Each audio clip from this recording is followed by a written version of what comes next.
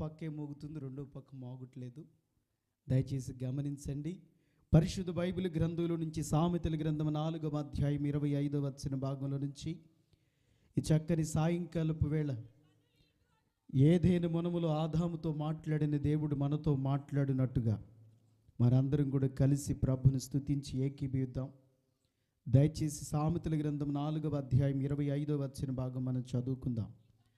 నీ కన్నులు ఇటు అటు చూడక సరిగ్గాను, నీ కనురెప్పలు నీ ముందర సూటిగాను చూడాలి. మత్తయి సువార్త 6వ అధ్యాయం 22వ వచన భాగం నుంచి కూడా చదువుకుని ముందుకు వెళ్దాం. మత్తయి సువార్త 6వ అధ్యాయం 22వ వచన భాగం నుంచి కూడా చదువుకొని ముందుకు వెళ్దాం. నీ దేహానికి దీపం కన్నే గనుక నీ కన్ను తేటగా ఉంటే నీ దేహమంతా వెలుగుమయమై ఉంటుంది. నీ కన్ను చెడిపోతే నీ దేహమంతా కూడా చీకటిమయమై ఉంటుంది. దయగలిగిన తండ్రి నిష్ప్రయోజకుడును నాలో నాతో మీరుండి మాట్లాడి మహిమ పొందమని, బిడ్డలందరికీ అర్థమయ్యే రీతిలో బోధించమని యేసు నామములో ప్రార్థిస్తున్నాము తండ్రి. ప్రభునందు ప్రియమైన దేవుని బిడ్డలారా, చదువుబడిన 2 విషయాలు మనం ఇక్కడ గమనిస్తున్నాం. ఒకటి, భక్తుడు జ్ఞాని సొలొమోను చెప్తున్నాడు, నీ కన్నులు ఇటు అటు చూడక సరిగ్గా, నీ కనురెప్పలు నీ ముందర సూటిగా ఉండాలి. భక్తుడు మత్తయి చెప్తున్నారు కదా, ప్రభు యొక్క వాక్యంలో సాక్షాత్తు యేసుక్రీస్తు ప్రభుల వారి శరీరధారిగా ఉన్నప్పుడు పలికిన మాట, నీ దేహానికి దీపం కన్నే గనుక నీ దీపమైనటువంటి కన్ను వెలుగుమై ఉంటే, వెలుగుమయమై ఉంటే నీ దేహమంతా వెలుగుతో నింపబడుతుంది. అదే నీ కన్ను చెడిపోతే నీ దేహమంతా చీకటిమయమై ఉంటుందని ప్రభు ఇక్కడ వాక్యాలు సెలవిస్తున్నాడు. ఈ రాత్రికాలం మన వాక్యాంశం ఏంటంటే, కంటి చూపు వల్ల వచ్చే నష్టాలు ఏమిటో కొద్ది నిమిషాలు మీతో నా దేవుడు సూటిగా మాట్లాడును గాక. బైబిల్ గ్రంథంలో రాయబడిన మాట, కంటి చూపు చాలా జాగ్రత్తగా ఉండాలి. మన దేహంలో ఉన్న అవయవాలన్నిటికంటే ప్రాముఖ్యమైనది కన్ను.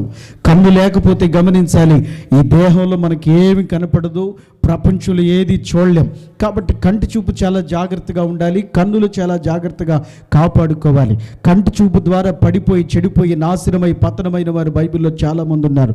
అయితే భక్తుడు జ్ఞాని సొలొమోను చెప్తున్నాడు కదా, తను అనుభవించి చూసి తన కళ్ళతో చేసిన దోషాలను బట్టి అనుభవపూర్వకంగా రాస్తూ చెప్తున్నాడు, అయ్యా నీ కన్నులు ఇటు అటు చూడక సరిగ్గా ఉండాలి, నీ కనురెప్పలు నీ ముందర ఎలా ఉండాలట, సూటిగా ఉండాలని చెప్తున్నాడు. 27వ అధ్యాయం 20వ వచనం కూడా ఒకసారి చదువుదాం. సామెతల గ్రంథం 27వ అధ్యాయం 20వ వచన భాగం చదువుకుని ముందుకు వెళ్దాం త్వరగా. సామెతల గ్రంథం 27వ అధ్యాయం 20వ వచనం, పాతాళానికి అగాధ కోపానికి తృప్తి కానేరదు, అలాగునే నరుల దృష్టికి తృప్తి ఉండదట. సామెతల గ్రంథం 27:20లో వ్రాయబడిన మాట, కంటి చూపుకి తృప్తి అనేటువంటిది ఉండదట. మనిషికండి బంగారం 1 కేజీ పెట్టండి వద్దనడు, లేకపోతే డబ్బు ఇవ్వండి వద్దనడు, ఒక బేషిని అన్నం పెట్టండి ఇక చాలు బాబు అంటాడు. అలాగే అన్నిటికీ మనిషికి ఏ విషయంలో కూడా మనిషికి తృప్తి ఉండదట.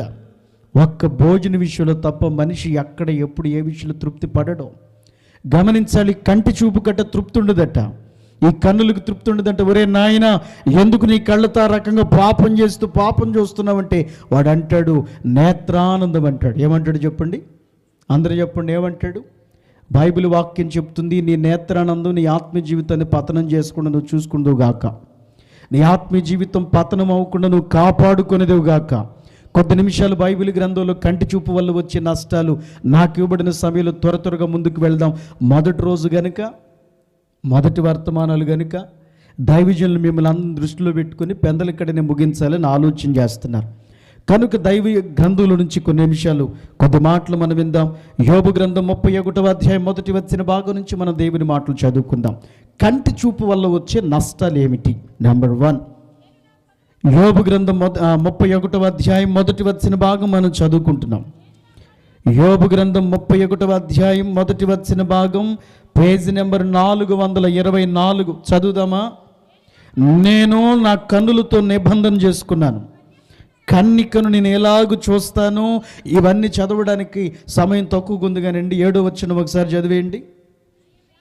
న్యాయమైన త్రాసులు ఆయనను తూచునుగాక, నేను త్రోవ విడిచి నడుచిన ఎడల, నా మనసు నా కన్నులను అనుసరించి సంచరించిన ఎడల మాలిన్యం ఏమైనా తగిలితే నేను విత్తిన దాన్ని వేరొకడు భుజించునుగాక, నేను నాటినది వేరొకడు పెరికివేయబడునుగాక. నేను హృదయమందు పరస్త్రీని మోహించిన ఎడల, నా పొరుగువాని ద్వారమున నేను పొంచి ఉన్న ఎడల, నా భార్య వేరొకని తిరగలి ఇతరులు ఆమెను, అది దుష్కామ కార్యం, అది న్యాయాధిపతుల చేత శిక్ష నొందదగిన నేరం, అది నాశన కోపం వరకు దహించు అగ్నిహోత్రం, అది నా ఆదాయమంతయు. చాలా విషయాలు ఇక్కడ కంటి చూపు వల్ల వచ్చే నష్టాలు ఏమిటో చాలా విషయాలు రాయబడ్డాయి, కానీ ఒకే ఒక్క మాట ఆ 12వ వచనం 2వ లైన్లో రాయబడిన మాట, 12వ వచనం 31వ అధ్యాయం 12వ వచనంలో 2వ లైన్లో రాయబడిన మాట, అది ఏది? కంటి చూపు నీ ఆదాయం అంతా నిర్మూలన చేస్తుంది. 2 చేతులు ఎత్తి స్తోత్రం చెబుదాం. ఈరోజు చాలామంది సేవకులతో చెప్పే మాట, ఎంత సంపాదించిన ఈ సమస్యలు తీరడం లేదండి, ఎంత సంపాదించిన ఈ బాధలు పోవట్లేదండి, ఎంత సంపాదించిన అప్పులు తీరట్లేదండి, ఎంత సంపాదించిన డబ్బంతా సినిగిపోయిన సంచిలో వేసినట్టు అయిపోతుంది. కారణం ఏంటో తెలుసా? నీ ఆదాయం నిర్మూలమైపోవడానికి కారణం ఏంటో తెలుసా? నీ కంటి చూపని బైబిల్ చెప్తుంది. నా బైబిల్ అంతే ఉంది, మీ బైబిల్ అంతే ఉందా? ఈరోజు దరిద్రతను అనుభవించడానికి గల కారణం, ఎంత సంపాదిస్తున్న కనీసం మంచి భోజనం కూడా చేయలేకపోవడానికి గల కారణం, ఎంత సంపాదిస్తున్న డబ్బు నిలవపోవడానికి గల కారణం నీ కంటి చూపే అని బైబిల్ చెప్తుంది. ఒకవేళ మన సంపాదన కనుక నిలిస్తే అనవర్లపూడిలో 4 ఎకరాలను కొనేటోళ్ళం, రాజధానిలో ఎకరమన్నా కొనేటోళ్ళం. మన సంపాదనకి 2 చేతులు ఎత్తి స్తోత్రం చెప్దామా? అంత సంపాదన ప్రభు నీకు ఇచ్చాడు, కానీ నీ కంటి చూపు వల్ల, నీ కళ్ళు సరిగా లేకపోవటం వల్ల, చూడకూడని చూపులు చూడటం వల్ల నీ ఆదాయం ఏమైపోతుందట? నీ కంటి చూపే నీ ఆదాయాన్ని నాశనం చేస్తా. నీకు అర్థం కావట్లే. కొందరు అంటారు, నా భార్య దుబారా ఖర్చులండి, మెయింటెనెన్స్ ఎక్కువండి. ఉంటే ఉండొచ్చేమో, కానీ నీ భార్య వల్ల ఆదాయం నిర్మూలం అవుతుందో నాకు తెలియదు, కానీ నీ యొక్క వ్యసనాల వల్ల నిర్మూలం అవుతుందో లేదో నాకు తెలియదు, కానీ బైబిల్ వాక్యం చెప్తుంది, నీ కంటి చూపే నీ ఆదాయాన్ని నాశనం చేస్తుంది. ఈ రాత్రి దేవుని వాక్యం వింటున్న ప్రియ దైవ జనాంగమా, ఈ రోజున చాలామంది ఒక్కొక్కరు ఒక్కొక్క విధంగా తన కళ్ళను కాపాడుకోలేక జీవితాలు పాడు చేసుకుంటున్నారు, ఆదాయాన్ని నాశనం చేసుకుంటున్నారు. నీ ఆదాయం నిలవకపోవడానికి గల కారణం నీలో, నీ చూపుల్లో పరిశుద్ధత లేకపోవటం. ఆదాయం నిలబడాలంటే కళ్ళు జాగ్రత్తగా ఉండాలన్నాడు భక్తుడు. యోబు అంటున్నాడు, నా కన్నికతో నేను నిబంధన చేసుకున్నాను, నా కళ్ళతో నేను నిబంధన చేసుకున్నాను. కన్నికను ఎలాగ చూస్తాను? ఈరోజు వయసు మీద పడినా వావి వరస లేకుండా ప్రవర్తించి కంటి చూపుల ద్వారా దోషం చేస్తున్న వారు చాలామంది ఉన్నారు. కామంతో ఉన్నోడి కట్ట పందిపిల్ల కూడా అందంగానే కనపడుద్దట. చెప్పండి మీరు ఆ మాట. కామంతో ఉన్నోడి కట్ట పందిపిల్ల కూడా అందంగానే కనపడుతుందట. దైవ సందేశంలో ప్రభు చెప్తున్న మాట, నీ కళ్ళును జాగ్రత్తగా కాపాడుకోవాలి. ఈ రోజున యవనస్తులు, ముఖ్యంగా మాకు భక్తి నేర్పిన పెద్దలు చెప్తుంటారు, యవనస్తులకి నా సేవ ప్రారంభంలో చెప్పారు ఆ మాట, ఇప్పటికి నా హృదయంలో భద్రంగా ఉండే మాట. యవనస్తులైన మీకు చూపు దోషం ఉంటుంది. మీ కళ్ళను మీరు జాగ్రత్తగా కాపాడుకుంటే మీ సేవ వర్ధిల్లుతుంది. స్తోత్రం చెప్దామా? సేవకులు చెప్పిన మాట, ఫస్ట్ చిన్న మందిరం, అది ఓ పూరి గుడిసె. ఆ రోజు మధ్యాహ్నమే సేవకులందరూ వచ్చారు. నేనే ఆఖరిగా చిన్న సేవకుడిని అప్పట్లో. నా 17వ ఏట సేవకు వెళ్ళినప్పుడు వాళ్ళు ఆ రోజున చెప్పిన మాటలు నా హృదయంలో ఉన్నాయి. ఇదిగో, నీ జీవితంలో నువ్వు చూపు చాలా జాగ్రత్తగా కాపాడుకోవాలి. చూపును కాపాడుకోలేకపోతే నీ సేవలో నువ్వు వర్ధిల్లలేవు. ఈ రోజుకి నేను ప్రార్థిస్తాను, ప్రభువా నా చూపు చాలా జాగ్రత్తగా ఉండాలి. ఈరోజు వరకు మనందరం మన చూపును కాపాడుకోగలిగితే, ఎందుకంటే పిల్లలు గమనించాలి, ఒక వ్యక్తి లోకస్తుడండి, కన్నికలను చూడటానికి లోకంలోకి వెళ్ళాలి. క్రైస్తవుడికి, దేవుని ప్రజలకు అవసరం లేదు. చర్చిలోకి అనేక మంది స్త్రీలు వస్తుంటారు. వాళ్ళ ముందు మన కళ్ళు ఎలాగుండాలి? మన కళ్ళు ఎలాగుండాలి? చాలా జాగ్రత్తగా ఉండాలి. కళ్ళను కాపాడుకోలేనాడు జీవితంలో సేవ. నేను చెప్తున్న సేవకునిగా, కళ్ళను కాపాడుకోలేకపోతే నా సేవ వర్ధిల్లదు.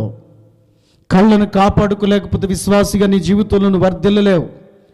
చూడండి, మనకు 2 కళ్ళు ఉన్నాయి, మన చుట్టూ 1000 కళ్ళు ఉంటాయి. 2 చేతులు ఎత్తి స్తోత్రం చెప్దాం. మన చూపు, మన మాట, మన నడక, మన ప్రవర్తన నిత్యము గమనిస్తూనే ఉంటారు. మనకు 2 కళ్ళే ఉన్నాయి అనుకోవటం, పిల్లి కనుక పాలు తాగేటప్పుడు కళ్ళు మూసుకుని నన్ను ఎవరు చూడట్లేదు అనుకుంటుందట. నిన్ను ఎవరు చూడట్లేదని నువ్వు అనుకుంటే సరికాదు. నీ చుట్టూ 100 కళ్ళున్నాయి. మా మందిరం వెనక ఒక ఆయన, ఆ రేకులు షెడ్ వేసిన మందిరం వెనక ఒక ఆయన 6 నెలలు గమనించాడట. ఎందుకంటే వాళ్ళకి అమ్మాయి ఎందుకు కనుక. స్తోత్రం చూద్దాం. వాళ్ళ అమ్మాయి ఎందుకు కనుక 6 నెలలు ఈయన ఏం చేస్తున్నాడు? రేత్రి లేచి మందిరంలో ఏం చేస్తున్నాడు? రేత్రి ఒక్కడే పడుకుంటున్నాడు, ఏం చేస్తున్నాడు? రోడ్డు మీద తిరుగుతున్నాడు, ఏం చేస్తున్నాడు అని 6 నెలల పాటు గమనించాడట. ఆయన ఇచ్చిన సాక్ష్యం, సేవకుడంటే ఆయనేనంటే. దేవుని కృప ఏంటంటే వాళ్ళ అబ్బాయికి బ్యాంక్ జాబ్ వస్తే వాళ్ళు వేరే చర్చికి వెళ్ళినా ఫస్ట్ శాలరీ నా దగ్గరికే తీసుకొచ్చాడు. 2 చేతులు ఎత్తి స్తోత్రం చెబుతాం. నీకు 2 కళ్ళు ఉంటే నీ చుట్టూ 100 కళ్ళు ఉంటాయి. భక్తుడైనటువంటి యోబు చెప్తున్న మాట, నీ కళ్ళను కాపాడుకోలేకపోతే నీ ఆదాయం నిశ్చయముగా నిర్మూలమైపోతుంది. నీ డబ్బు నిలవకపోవడానికి గల కారణం ఏంటో తెలుసా? నీ చూపు సరిగా లేదు. నీ చూపు నువ్వు కాపాడుకోలేకపోతున్నావు. 2025 సంవత్సరాల క్రితం యేసుక్రీస్తు ప్రభులు వారిని ఎత్తైన పర్వతం మీదకి తీసుకుని వెళ్ళి, నేను అనాలి 100 GB అనాలి, 2 GB వచ్చింది, 4 GB వచ్చిన తర్వాత 2 GB స్లోగా అనిపించింది మనకి. ఇప్పుడు కాస్తంత జీబీ పెరిగింది, పాతయన్నీ తక్కువగా అనిపించాయి. ఫోన్ ఆన్ చేస్తే క్షణాల్లో ప్రపంచాన్ని మన ముందు పెట్టేస్తాడు. అవునా కాదా? ఇప్పుడు వచ్చింది కాదు అది. 2025 సంవత్సరాల క్రితం 100 GB ప్రపంచాన్ని మొత్తం ఒక్క నిమిషంలో ఏం చేసింది? యేసయ్యకి చూపించి, ఒక్కసారి నాకు మొక్కితే ఇవన్నీ నీకు, ప్రపంచం అంతా ఒక్క నిమిషంలో చూపించగలిగిన శక్తి సామర్థ్యం అపవాదికి ఉందండి. ఒకప్పుడు పాపం చూడాలంటే నెట్ సెంటర్కి వెళ్ళాల్సి వచ్చేది. ఈరోజు అవసరం లేదు, అరచేతిలోనే వైకుంఠం. భక్తుడు దావీదు అంటాడు, వారి చేతిలో దుష్కార్యాలు ఉన్నాయి. ఏమిటి వాళ్ళ చేతిలో దుష్కార్యాలు? నేను తక్కువ ఎవరిని మాట్లాడిన, కానీ మనందరికి ఫోన్లు ఉన్నాయి. ఒకప్పుడు ఇంటికి ఒక సైకిల్ ఉంటే గొప్ప. దేవుని కృప ఇంటికి 2-3 బళ్ళు వచ్చినాయి. ఒకప్పుడు ఇంటికి ఒక ఫోన్ ఉంటే గొప్ప. ఇప్పుడు దైవ కృప ఏంటంటే ఎంతమంది ఉంటే అన్ని ఫోన్లు వచ్చినాయి. అన్ని ఫోన్లు రావటమే కాకుండా అందరికీ టచ్ ఫోన్లే. ఈ రోజున దేవుని వాక్యం చెప్తున్న మాట, నీ కళ్ళను కాపాడుకోలేకపోతే నీ ఆదాయం ఎప్పటికీ నిలవదు. ఈ ఫోన్ మనందరికీ ప్రభు ఇచ్చాడు, సంతోషం. ఈరోజు నీ ఫోన్లో ఉన్నటువంటి మనందరం గమనించాలి, ఏం చూస్తున్నామో నీకు ఆ ప్రభువుకు మాత్రమే తెలుసు. నీ కళ్ళను నువ్వు కాపాడుకోలేకపోతే, నీ కళ్ళ ద్వారా నువ్వు చేసే దోషాన్ని బట్టి, నీ కంటి చూపు ద్వారా జరిగే పాపాన్ని బట్టి, అవిధేయతను బట్టి నీ ఆదాయం నిలవదో. నీ ఆదాయం ఎప్పటికీ నిలవదు. యోబు భక్తుడు చెప్తున్న మాట, నా వ్యక్తిగతమైన జీవితంలో నా కన్నులతో నిబంధన చేసుకున్నాను.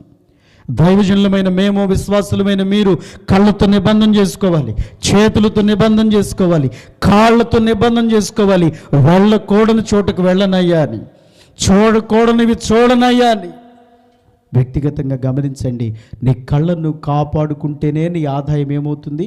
నేను ఒక నష్టమే చెప్పాను కానండి, ఆ 7 నుంచి ఆ 12 వరకు ఎన్ని నష్టాలో, భయంకరమైన నష్టాలు, భయంకరమైన శాపాలను కూడా చెప్పాలి. కళ్ళను కాపాడుకోలేకపోతే నువ్వు దరిద్రతను అనుభవించక తప్పదో. దేవుని వాక్యం చెప్తుంది కదా, మనందరం కళ్ళను కాపాడుకుంటేనట మన ఆదాయం ఎక్కడికి పోదట, అది నిశ్చయముగా నిలబడును గాక. నేను మళ్ళీ చెప్తున్నాను, వాస్తవానికి మనం సంపాదించిన సంపాదన, ఇక్కడ మీరు చేసే పనికి, మీకు వచ్చే రాబడికి మీరు ఎప్పుడో కోటేశ్వరులు అవ్వాల్సిన వాళ్ళు. కారణం ఏమిటి? దరిద్రతలోనే బ్రతకడానికి గల కారణం ఏమిటి అంటే కళ్ళు కాపాడుకోలేకపోతున్నారు.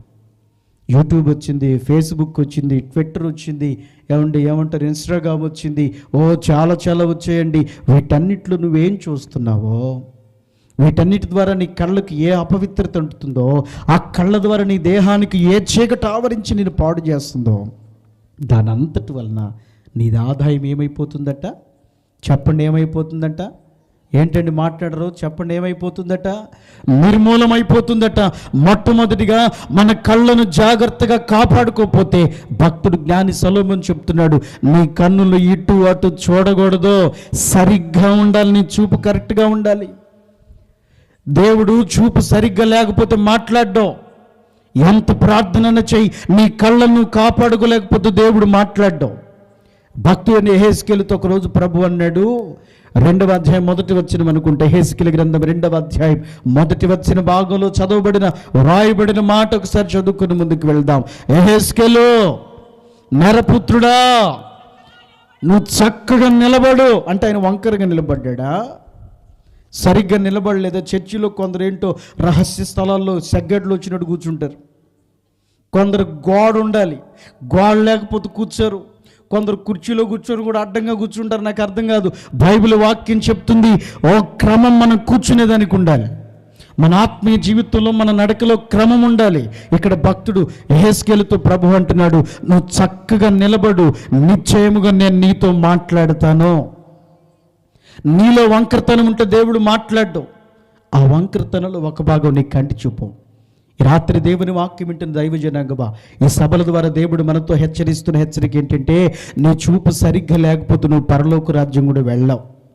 అందుకే ప్రభు అన్నాడు, 2 కళ్ళు కలిగి అగ్నిగుండంలో పడి నశించిపోయేదానికంటే గుడ్డోడుగా ప్రభు రాజ్యంలో ఉండటం మేలయ్యా అంటాడు.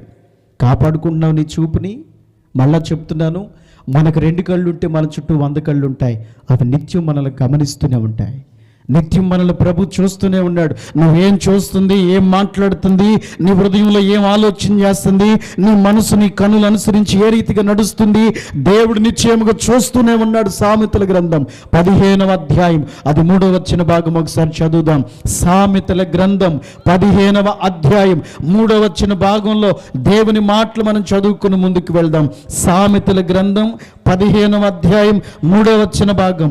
యెహోవా కన్నులు ప్రతి స్థలం మీద కూడా ఉన్నాయి. చెడ్డోళ్ళని మంచోళ్ళని అందరిని చూస్తున్నాయి. ఏసీ రూమ్లో పడుకొని మేడగదిలో ఉన్నోడిని, పూరి గుడిసెలో మంచం మీద బండ మీద చాప్ మీద పడుకున్నవాడిని, చెడ్డోడినైనా మంచోడినైనా ప్రతి స్థలం మీద దేవుని కన్నులున్నాయట. ఆయన అందరిని చూస్తూనే ఉన్నాడట.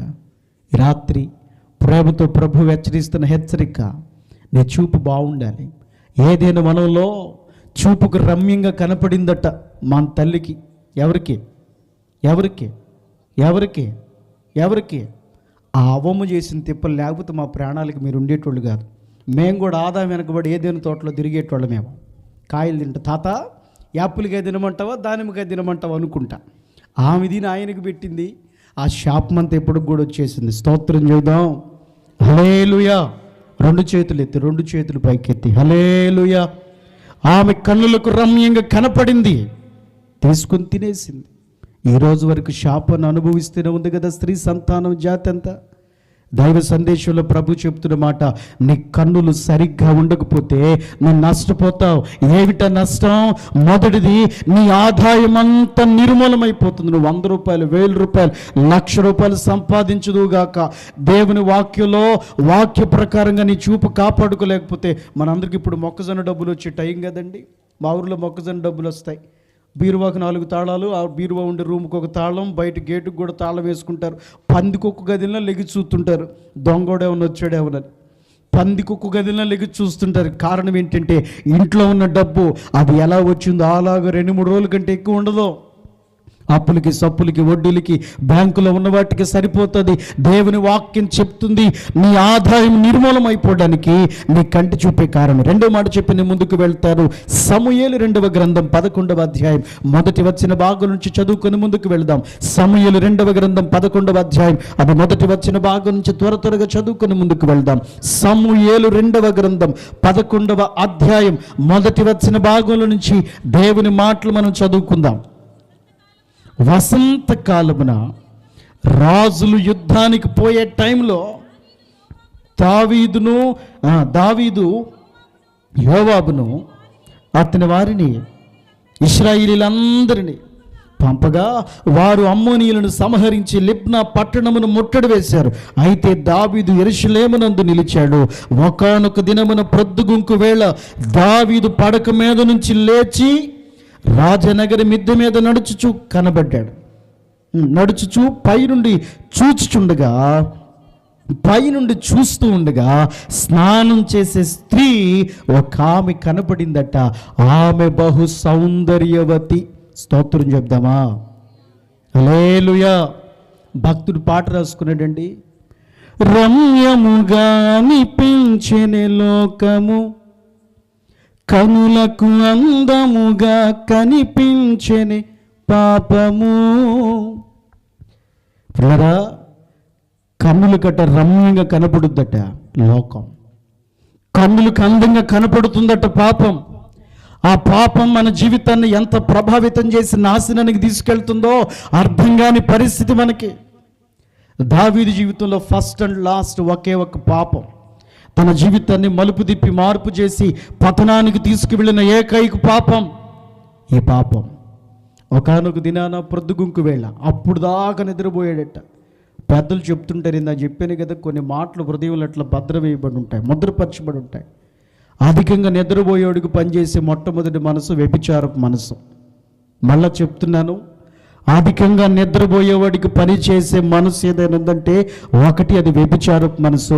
అధికమైన నిద్ర పాపపు మనసుకు దారి చేస్తుంది. భక్తుడని దావీదు అప్పటి వరకు పడుకున్నాడట, లేచాడు, మేడపై అలా అలా తిరుగుతున్నాడు. వసంతకాలం, స్ప్రింగ్ సీజన్ అంటారు ఇంగ్లీష్లో. ఆ స్ప్రింగ్ సీజన్ టైంలో, వసంతకాలంలో యుద్ధానికి వెళ్ళాల్సిన టైంలో మేడపైన తిరుగుతున్నాడట. అతని కంటికి స్నానం చేసి స్త్రీ కనపడిందట. మరి ఆమె చెరువులో చేస్తుందో సరైన బాత్రూమ్ లేక చేస్తుందో తెలియదు, కానీ ఆమె కనపడిన వెంటనే ఆమెను తదేకంగా చూడటం ప్రారంభించాడు. ఆ యొక్క వర్తమానం ఏంటో తెలుసుకున్నాడు. తీసుకొచ్చి ఆమెతో పాపం చేశాడు. ఆ ఒక్క పాపం అతని జీవితంలో నష్టాన్ని తెచ్చిపెట్టింది. పిల్లరా, ఆమె ఊరియా భార్య అని తెలుసుకున్నాడు. ఊరియాని పిలిపించాడు, కానీ భార్యతో ఉండడానికి వెళ్ళలేదు ఆయన. మరలా వెనువెంటనే ఆ సైన్యంలో కలిసి మరలా యుద్ధానికి బయలుదేరి వెళ్ళిపోయాడు. ఆమె నేను గర్భవతిని కబురు పంపించింది, మీ అందరికీ తెలిసి విషయాలు. వెనువెంటనే ఆయన ఏం చేయాలో పాలు పొందినవాడై వెనువెంటనే ఆ ఊరియాని ముందు పెట్టమన్నాడు, యుద్ధంలో చనిపోయేలాగా చేయమన్నాడు. ఆ తర్వాత ఊరియా చనిపోయిన తర్వాత నాతాను ప్రవక్తను దేవుడే పంపించాడు. ఓ చిన్న కథ చెప్పాడు. ఆ కథ కూడా మీ అందరికీ తెలుసు. ఒక వ్యక్తికి విస్తారమైన మందుంది, ఇంకొక వ్యక్తి భేదోడై చిన్న మేకపిల్లని పెంచుకుంటున్నాడు. చుట్టాలు వచ్చినప్పుడు మందులో శ్రేష్టమైన దాన్ని తీసి వధించి వారికి భోజనం వండి పెట్టలేక ఓ చిన్న మేకపిల్లను పెంచుకుంటున్నటువంటి ఆ వ్యక్తి దగ్గర నుంచి ఆ మేకపిల్ల లాక్కొని ఆయత్తం చేసి పెట్టాడట, ఒత్తాసు చేసాడట. ఏం చేయాలి అలాంటి దావీదంటే కుర్చీలో నుంచి ఆవేశంగా లేచాడు. నిశ్చయముగా అలాంటోడు మరణానికి పాత్రుడు. ఒక్క మేకపిల్లకు బదులు ఎన్ని ఇవ్వాలి? 4 ఇవ్వాలన్నాడు. దావీదు జీవితంలో కూడా ఏ నోటైతే మాట పలికాడో నెరవేరిందా మాట. ఒక ప్రాణానికి 4 ప్రాణాలు ఇవ్వాలన్నాడు. 1 అమ్నోను, 2 అబ్షాలోము, 3 ఈ దావీదుకు బెత్షెబాకు పుట్టిన మొట్టమొదటి బిడ్డ. 4వది రాజుల గ్రంథంలో ఉంటుంది, అదోనియా అనేటువంటి వాడు. ఈ 4 ప్రాణాలు ఊరియా ప్రాణానికి బదులుగా దావీదు సంతతుల నుంచి దేవుడు తీసినట్లుగా మనం చూస్తున్నాం. దావీదు చేసిన ఈ పొరపాటుకు నాతాను ప్రవక్త ద్వారా దేవుడు హెచ్చరించిన హెచ్చరిక, ఇదిగో చేయొద్దన్నది చేసావు గనుక నేను నీకు అడుగుంటే ఇంకా ఎంతోమంది భార్యలు ఇచ్చేవాడిని, కానీ దేవునికి విరోధకరమైన నాకు వ్యతిరేకమైన కార్యం చేసి నీ చూపు ద్వారా నువ్వు చేసిన పాపం వ్యభిచారానికి దారి తీసింది కనుక ఆ పాపానికి ప్రతిఫలం. 3 నష్టాలు చెప్పి తొందరగా నేను ముగించేస్తాను. దయచేసి 12వ అధ్యాయం 10వ వచన భాగం ఒకసారి చదువుదామా? దయచేసి 2వ సమూయేలు గ్రంథం 12వ అధ్యాయం 10వ వచన భాగం చదువుకుందాం. నీవు నన్ను లక్ష్య పెట్టక లెక్క చేయక హిత్తీయుడగు ఊరియా భార్య విషయంలో నీ భార్య అగునట్లుగా తీసుకున్నావు గనుక నీ ఇంటి వారికి, నీ ఇంటోళ్ళకి మొట్టమొదటిది నీ ఇంటికి సదాకాలం. దేవుడు చెప్పిన మాట. నీ కళ్ళను కాపాడుకోలేకపోతే నీ ఆదాయం అంతా నిర్మూలమైపోతుంది. 2వది, నీ కళ్ళను కాపాడుకోలేకపోతే నీ ఇంటి మూలంగానే ఏమొస్తుంది తెలుసా? నీకు సదాకాలం యుద్ధాలు. శత్రువులందరూ నీ మీదకి లేస్తారు. నీ కుటుంబీకులు లేవచ్చు, ఇరుగు పొరుగుళ్ళు లేవచ్చు, ఇతర దేశాలు లేవచ్చు, నీకు సదాకాలం యుద్ధాలు. ఆ దోషం జరిగిన తర్వాత కొండల్లో, గుట్టల్లో, రాళ్లలో పడి అనేక భయంకరమైన పరిస్థితుల్లో వెళ్ళాల్సిన పరిస్థితి దావీదు కలగడానికి గల కారణం ఏమిటి? శత్రు దేశాలు లేవడానికి గల కారణం ఏమిటంటే అతడు చేసిన చిన్న దోషం, అతని కంటి చూపు, అతడు చేసిన పాపం అతని కుటుంబానికి, అతనికి సదాకాలం యుద్ధాలు కలిగేటట్లుగా చేసింది. 3వ మాట 12-11 చదువుకుందాం. 2వది చదవండి. నా మాట ఆలకించు, యెహోవా నగు నేను సెలవిచ్చినదేమనగా నీ ఇంటోళ్ళ మూలంగానే నీకు 1 సదాకాలం నీకు యుద్ధాలు, 2 నీ ఇంటోళ్ళ మూలంగా నీకు అపాయం, నీ ఇంటివాడి వల్ల నీకు ప్రమాదం. సొంత కొడుకే తండ్రిని చంపడానికి చూశాడండి. అహితోపేలు ఆలోచన తీసుకుని తండ్రిని చంపడానికి వెళ్ళాడు. అహితోపేలు ఎవరో? అమ్నోను క్షమించాలి, అబ్షాలోం ఎవరో? అబ్షాలోము సొంత కొడుకు, అహితోపేలు మనవరాలు బెత్షెబ. రెండు చేతులెత్తి స్తోత్రం చెబుతాం. నా మనవరాల్ని విధవరాలుగా చేసిన వీడిని బ్రతకనివ్వకూడదని అప్పటి వరకు దావీదు వెంట చేరి దావీదుకి సలహా ఇచ్చినోడు ఈ పెద్ద అయినా కొడుకెమ్మడి చేరి వాళ్ళ నాన్నని ఎట్ట చంపాలో సలహా ఇస్తున్నాడండి. అలాంటి భయంకరమైన దౌర్భాగ్యుడు అహితోపేలు అలాంటి వాడు ఆలోచన తీసుకొని తండ్రిని ఎలాగూ చంపాలో ప్రయత్నం చేస్తున్నాడు. నీ తండ్రి సింహపు గుండు లాంటివాడు, ఎలా పడితే అలా చంపడానికి మీ నాన్న పిచ్చోడు కాదో, ధైర్యవంతుడు, జాగ్రత్తగా చంపాలి, సమయం చూసి చంపాలని పిచ్చి ఆలోచన, చెడ్డ ఆలోచన అహితోపేలు ఇస్తే ఆలోచన బట్టి నడిచి ప్రాణాలు పోగొట్టుకున్నాడు అమ్నోను. సొంత ఇంటి వారి వల్ల నీకు అపాయం కలుగుతుంది. భార్య వల్ల రాలేదా? సౌలు మామైన సౌలు వల్ల రాలేదా? కుమారుడు అబ్షాలోం వల్ల రాలేదా? ఇంకనేక మంది వల్ల, ఇంటి వాళ్ళ వల్లే అపాయాలు వచ్చాయి. దావీదు తన కళ్ళను కాపాడుకోపోవడాన్ని బట్టి మొదటి నష్టం ఏమొచ్చిందో తెలుసా? సదాకాలం యుద్ధాలు వచ్చాయి. రెండవది ఇంటి వారి వల్ల అపాయాలు వచ్చాయి. మూడవది 12వ అధ్యాయం 15వ వచనం ఒకసారి చదివితే అక్కడ రాయబడిన మాట చదవండి. నీవు ఈ గొప్ప హేతువు కలుగు చేసితివి గనుక నీకు పుట్టిన బిడ్డ నిశ్చయముగా దావీదుకి, ఆ బెత్షెబకు పుట్టిన మొదటి బిడ్డ ఏమైందట? చనిపోయిందట. 3 నష్టాలు దావీదు తన వ్యక్తిగతమైన జీవితంలో తీరని నష్టాలు, పోడ్చని నష్టాలు చూడడానికి గల కారణం ఏమిటంటే తన కళ్ళను తను కాపాడుకోలేకపోయాడు. బైబిల్ గ్రంథం చెప్తుంది, నీ కన్నులు ఇటు అటు చూడక సరిగ్గా ఉండాలి. నీ కనురెప్పలు ఇష్టం వచ్చినట్లుగా చూడకూడదు. నీ కళ్ళు దేవుడు నీకు ఇచ్చింది వాక్యం చదువుకోవడానికి. మా సంఘంలో ఒక ఆయన పాడబడుతుంటాడు, నాకు కను దృష్టి. పాడతారా? ఒక చరణం పాడుకుందాం. పాట రానోళ్ళు చప్పట్లన్న కొడదాం, పాడదాం. నాకు కను దృష్టి ఉన్నంత వరకు చదవలేదు నీ వాక్యము, కను దృష్టి పోయాక, కను దృష్టి పోయాక చదవాలని ఉంది నీ వాక్యము, చదవాలని ఉంది ఈ వాక్యము వినిపించు. గాంధీ తాత మనవరాళ్ళు వెళ్ళి కూర్చున్నారు నా ముందు ఉపశాపం లేకుండా. చప్పట్లన్న కొట్టండి, మీకు పుణ్యం ఉంటుంది. నాకు కను దృష్టి ఉన్నంత వరకు చదవలేదు నీ వాక్యము, నాకు కను దృష్టి ఉన్నంత వరకు చదవలేదు నీ వాక్యము, కను దృష్టి పోయాక చదవాలని నీ వాక్యము వినిపించుచున్నది.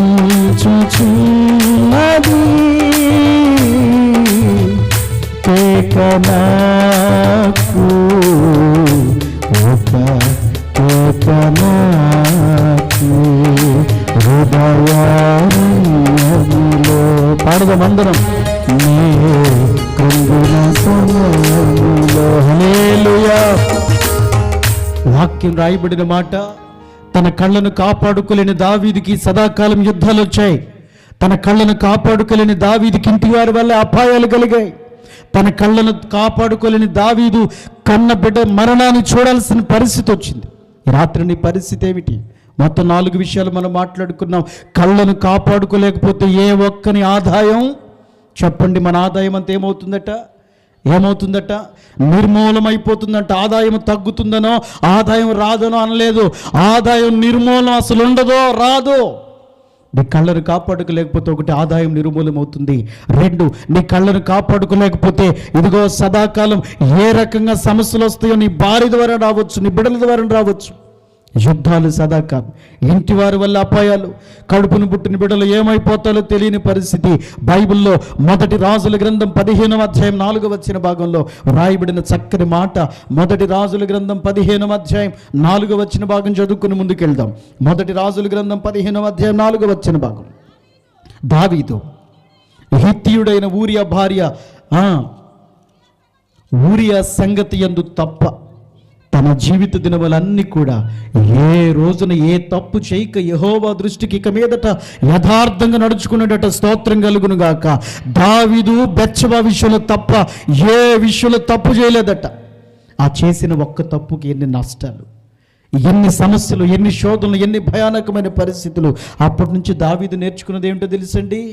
అయ్యా, వ్యర్థమైన దాన్ని చూడకుండా ముగిస్తాను. దయచేసి 119వ కీర్తన 37వ వచన భాగం చదువుకొని ముందుకెళ్ళి ముగించేద్దాం. 119వ కీర్తన దయచేసి 37వ వచన భాగం, 119వ కీర్తన 37వ వచన భాగం చదువుదాం. అయ్యా, వ్యర్థమైన వాటిని చూడకుండా నా కన్నులు త్రిప్పమని అప్పటి నుంచి దావీదు ప్రార్థించడం నేర్చుకున్నాడు. వ్యర్థమైనవి నా కళ్ళు కనపడకూడదయ్యా. ఒక మాట చెప్పునా, నా వైపు చూస్తే ఒక మాట చెప్తారు. ఏది చూడకూడదు అనుకుంటామో అపవాది అదే నీ కళ్ళకు చూపిస్తాడు.